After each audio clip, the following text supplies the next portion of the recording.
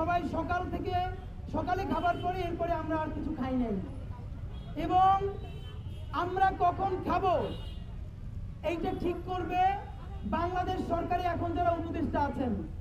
তো আমরা তাদেরকে সময় দিতে চাই, তারা ভালো করে দুপুরে লাঞ্চ করুক, আমরা এখানে অনশনে থাকি, রেস্ট করে হালকা ভাত ঘুম দিয়ে তাদের যদি মনে হয় যে জুলাই যোদ্ধার ভাই বোনেরা রাজপথে বসে আছে এবং তাদের দাবি তিনটা। প্রথম দাবি, গণহত্যাকারী দল আওয়ামী লীগের নিবন্ধন অনতিবিলম্বে বাতিল করতে হবে। সরকার এখনো খুনি কসাই আওয়ামী লীগের নিবন্ধন বাতিল না করার কারণে আওয়ামী লীগ, বিএনপি, জামাত থেকে শুরু করে বাংলাদেশের প্রত্যেকটা রাজনৈতিক দল তারা এখন তাদেরকে পুনর্বাসন করবার চেষ্টা করছে। সুতরাং সরকারকে অনতিবিলম্বে খুনি কসাই গণহত্যাকারী আওয়ামী লীগের নিবন্ধন বাতিল করতে হবে। নাম্বার 2, যেই দলটা গণহত্যা করেছে তার কেন্দ্রীয় কমিটি থেকে শুরু করে ইউনিয়ন কমিটি পর্যন্ত প্রত্যেক কমিটিতে যতগুলো সন্ত্রাসী আছে ইতিমধ্যে বাংলাদেশে তারা গুপ্ত হত্যা শুরু করেছে। তাদের হাত থেকে, গুপ্ত হত্যা থেকে বাংলাদেশের ছাত্র জনতাকে রক্ষা করতে, বাংলাদেশের ছাত্র জনতা এবং জুলাই যোদ্ধাদেরকে নিরাপদে রাখতে এই কসাই খুনি লীগের কমিটিতে থাকা প্রত্যেককে অতি সত্বর গ্রেফতার করতে হবে।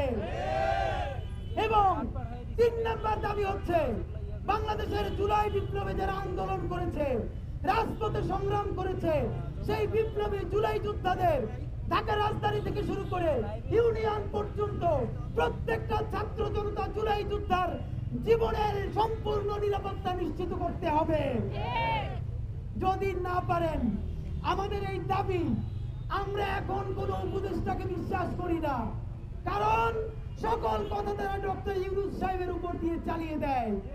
যেহেতু ডক্টর ইউনূস সাহেব ছাড়া এখন আর কোনো কাজ হয় না, সুতরাং আমরা আমাদের এই 3 দফা দাবি এইখানে লিখে ডকুমেন্টেড করে নিয়ে এসেছি, প্রধান উপদেষ্টার হাতে পৌঁছে দিতে চাই। যদি আমরা আপনাদেরকে সময় ফ্রেমওয়ার্ক বেঁধে দিচ্ছি, এখন বাজে 2:45, এখন আমাদের উপদেষ্টা মহোদয়রা লাঞ্চ করবেন, লাঞ্চের সময় দিলাম, তারপরে চা কফি খাবেন সেই সময়ও দিলাম। এখান থেকে সচিবালয়, এখান থেকে যমুনা, এখান থেকে মন্ত্রীপাড়া 5 মিনিটের সময়। 3টার মধ্যে আমার বলি, 3টার মধ্যে ছাত্র জনতার কাছ থেকে যারা এখন অনশনে আছে এই 3 দফা দাবি নিয়ে, যে কোনো একজন উপদেষ্টাকে এসে এই দাবি আমাদের কাছ থেকে গ্রহণ করতে হবে এবং এই দাবি গ্রহণ করে প্রধান উপদেষ্টার কাছে পৌঁছে দিতে হবে।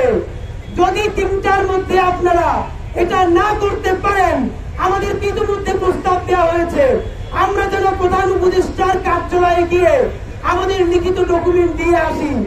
এই প্রস্তাব আমরা মানি না, কারণ উপদেষ্টাদের সময় হয় সিনেমা দেখতে যাওয়ার, উপদেষ্টাদের সময় হয় কনসার্ট দেখতে যাওয়ার, তাহলে উপদেষ্টাদের কেন 5 মিনিট সময় হবে না জুলাই যোদ্ধাদের অনশনে আসবার আমরা জানতে চাই।